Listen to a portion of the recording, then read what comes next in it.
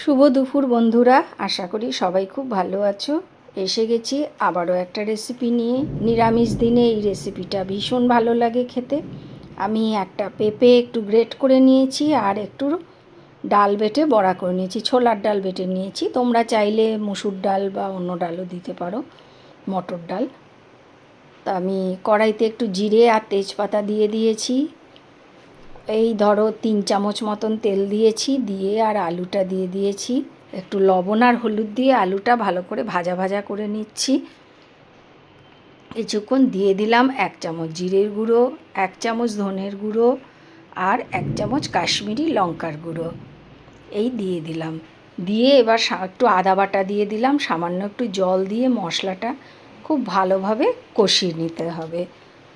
পেঁপের এই ঘন্টটা নিরামিষ দিনে বেশ ভালোই লাগে। এটা ভাত, রুটি সব কিছুর সাথেই ভালো লাগে।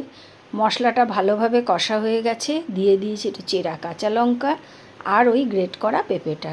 কিছুক্ষণ ঢাকা দিয়ে রাখবো, তারপরে এটাকে সেদ্ধ হতে দেবো। দেখো জল বেরিয়ে গেছে। এটা এমনি হয়ে যায়, একটু ঢাকা দিলে মিনিট 10-এর বেশিক্ষণ লাগে না। তো কারণ পেঁপে এমনিতেই নরম, তো আমি আরও একটু ঢাকা দিয়ে দিলাম।